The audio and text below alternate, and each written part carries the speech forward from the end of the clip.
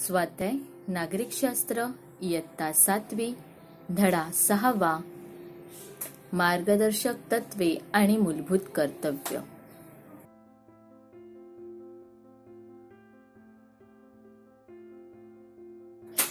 प्रश्न पहिला, शासनावर कोणते निर्बंध असतात याचा खालील चौकटीत तक्ता तयार करा।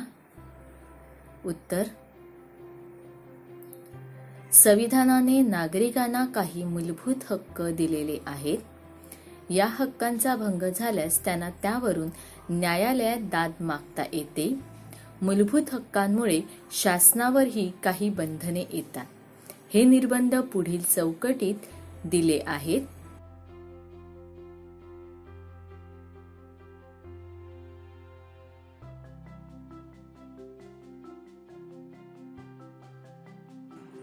शासनाने नागरिकांमध्ये जात, धर्म, लिंग, वंश, भाषा यावर आधारित भेदभाव करू नये। कोणालाही कायद्यापुढील समानता व कायद्याचे समान संरक्षण नाकारू नये। कोणत्याही व्यक्तीची जीवित हिरावून घेऊ नये। शासनाने धार्मिक कर लादू नये।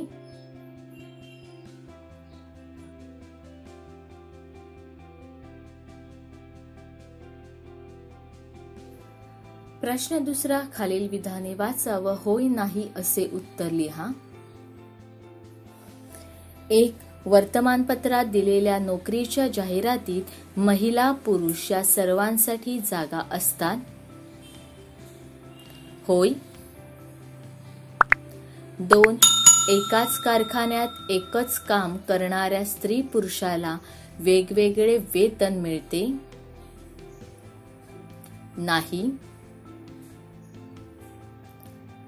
3. शासनाद्वारे आरोग्य सुधारण्यासाठी विविध योजना राबवल्या जातात। होय। 4.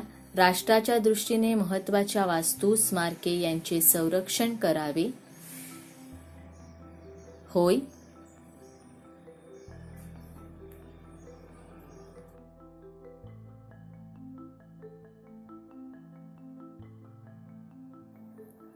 प्रश्न तिसरा, का ते सांगा। 1. ऐतिहासिक वास्तू, इमारती, स्मारके यांचे संरक्षण करणे। उत्तर, 1. ऐतिहासिक वास्तू, इमारती, स्मारके हा देशाचा ऐतिहासिक वारसा आणि आपल्या संस्कृतीचे वैभव आहे।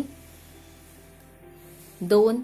संविधानाने अशा वास्तूंचे जतन करावे असे मार्गदर्शक तत्वातही नमूद केलेले आहे।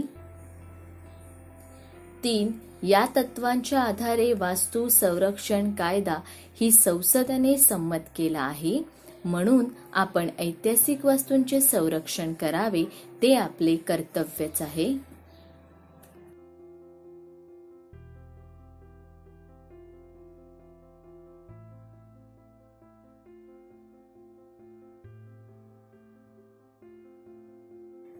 दुसरा प्रश्न, वृद्धांसाठी पेन्शन योजना राबवली जाते। उत्तर, 1. वृद्धांनी आपल्या उमेदीच्या काळात देशाच्या विकासात आपले योगदान दिलेले असते, म्हणून वृद्धापकाळात शासनाने त्यांचा सांभाळ केला पाहिजे। 2. या भावनेने आपल्या संविधानातील मार्गदर्शक तत्वात वृद्धापकाळ, अपंगत्व, बेकारी यापासून नागरिकांचे संरक्षण करावे ही बाब नमूद केलेली आहे। 3. वृद्धापकाळात उपजीविकेचे साधन नसल्याने त्यांच्यासाठी शासनाकडून पेन्शन योजना राबवली जाते।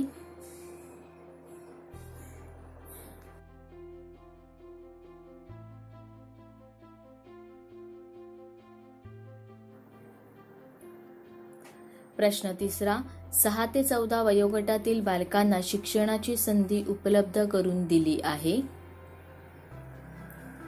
उत्तर,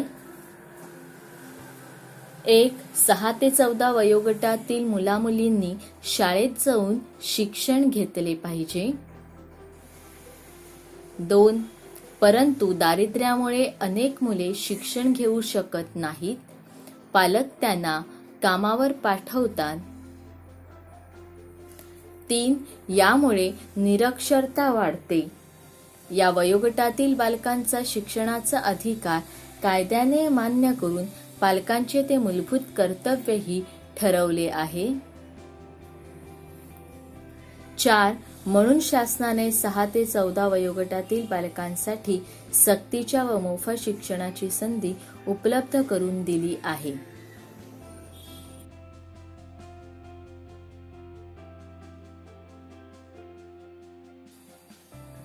प्रश्न 4 योग्य की अयोग्य ते सांगा. अयोग्य विधान दुरुस्त करा. 1. राष्ट्रध्वज जमिनीवर पडू न देणे. हे विधान योग्य आहे, कारण राष्ट्रध्वजाचा आदर राखणे हे आपले मूलभूत कर्तव्य आहे. हे कर्तव्य पाळले नाही तर शिक्षाही होते. प्रश्न 2 राष्ट्रगीत चालू असताना सावधान स्थितीत उभे राहावे. हे विधान योग्य आहे, कारण राष्ट्रगीताचा आदर करावा हे आपले मूलभूत कर्तव्य आहे. राष्ट्रगीताचा अवमान केल्यास शिक्षा होते.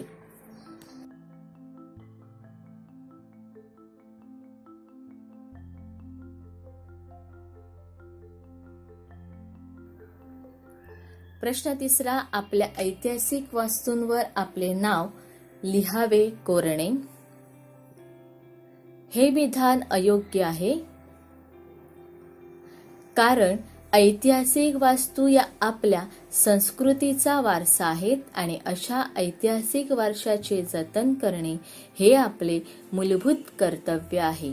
या वस्तूंची नासधूस होऊ न देण्यासाठी व त्यांचे सौंदर्य जपण्यासाठी आपण अशा वस्तूंवर आपले नाव लिहून वा कोरू नये. असे केल्यास शिक्षाही होते. प्रश्न 4 सारख्याच कामासाठी पुरुषांपेक्षा स्त्रियांना वेतन कमी देणे. हे विधान अयोग्य आहे,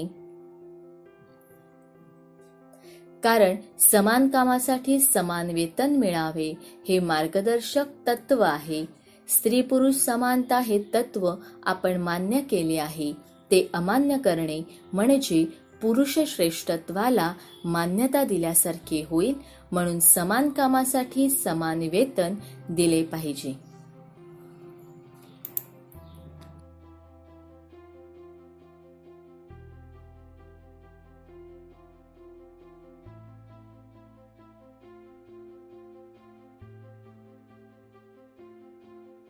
प्रश्न 5 सार्वजनिक ठिकाणे स्वच्छ ठेवणे. हे विधान योग्य आहे, कारण पर्यावरणाचे जतन व रक्षण करणे हे आपले मूलभूत कर्तव्य आहे. सार्वजनिक आरोग्य सुधारण्यासाठी प्रयत्न करणे या तत्वाचा मार्गदर्शक तत्वात समावेश आहेच. आपण आपल्या व स्वच्छतेच्या सवयी बदलून सार्वजनिक ठिकाणे स्वच्छ ठेवलीच पाहिजेत. म्हणून समान कामासाठी समान वेतन दिले पाहिजे.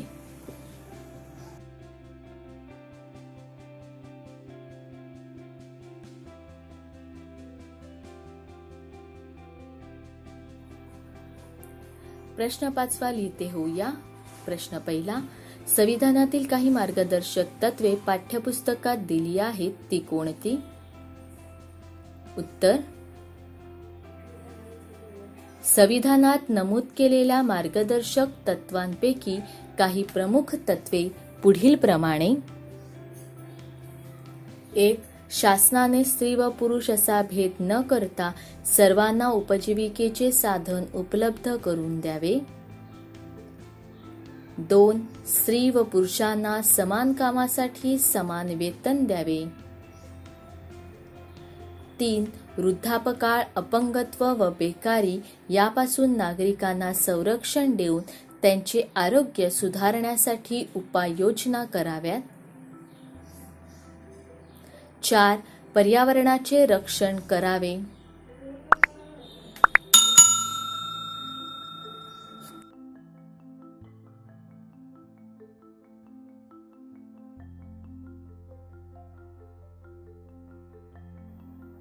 प्रश्न दुसरा, भारतीय संविधानातील मार्गदर्शक तत्वामध्ये सर्व नागरिकांसाठी समान नागरी कायद्याची तरतूद का केली असेल? उत्तर, संविधानाने सर्व भारतीय नागरिकांचा दर्जा समान मानलेला आहे.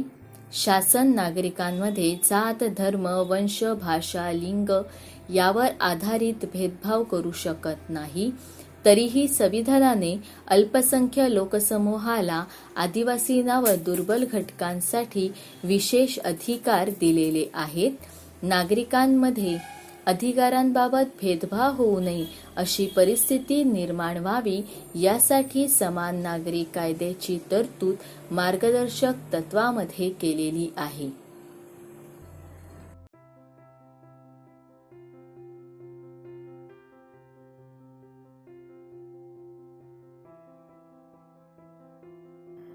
प्रश्न तिसरा, मार्गदर्शक तत्वे आणि मूलभूत हक्क या एकाच नाण्याच्या दोन बाजू आहेत असे का म्हटले जाते?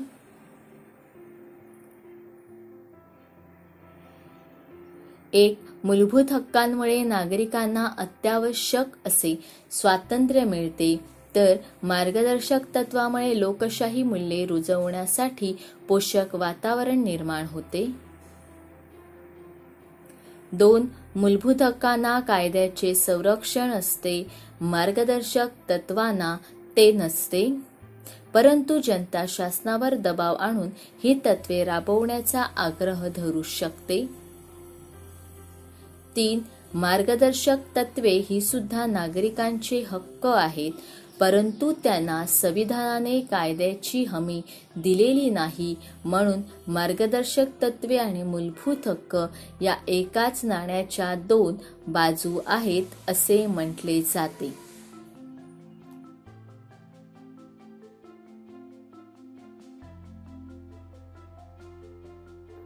प्रश्न 6, पर्यावरणाचे जतन व संरक्षण नागरिक कशा प्रकारे करू शकतात? हे उदाहरणासह लिहा. पर्यावरण शुद्ध आणि चांगले ठेवले तर नागरिकांचे आरोग्य चांगले राहते. चांगले पर्यावरण ठेवणे ही केवळ शासनाची जबाबदारी नाही, नागरिकांच्या सहभागानेच काम होऊ शकते. नागरिक पुढील सहयोगाने पर्यावरणाचे जतन व संरक्षण करू शकतात. 1, वृक्षारोपण व वृक्ष संरक्षण करणे. 2, वृक्षतोड थांबवणे. 3, धूर ओकणाऱ्या गाड्या, कारखान्यांच्या चिमण्या, फटाके वाजवणे याला सामूहिक प्रयत्न करून आळा घालणे.